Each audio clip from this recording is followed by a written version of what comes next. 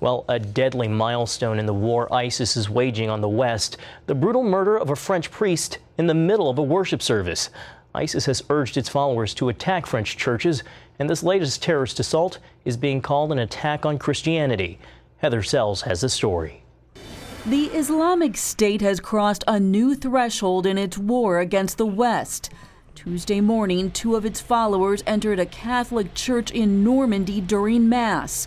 They slit the throat of an elderly priest and took hostages to use as human shields. One nun narrowly escaped. He forced them to get on their knees, and they tried to defend themselves. The Reverend Jacques Hamel, an 85-year-old priest celebrating the Mass for 3 nuns and 2 parishioners, was killed. 1 parishioner was wounded. Witnesses say the attackers did a sort of sermon around the altar in Arabic. Police later shot and killed them as they rushed from the building yelling Allahu Akbar. Outside the priest's home, townspeople are remembering him. This couple said Reverend Hamel had just baptized their baby on Saturday and that they collapsed when they heard the news. Shortly after the attack, ISIS claimed responsibility. Authorities say one of the assailants was 19-year-old Adel Kermish, who grew up in the town and tried to travel to Syria twice last year.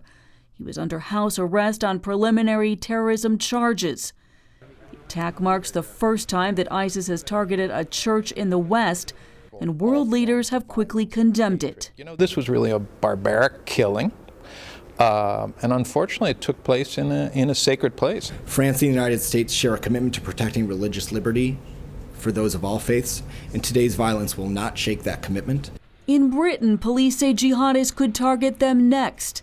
They've increased security at the country's 47,000 churches. Some analysts say the attack in France was a shot directly at Christianity in the modern Western world, and it may not be the last. Heather Sells, CBN News.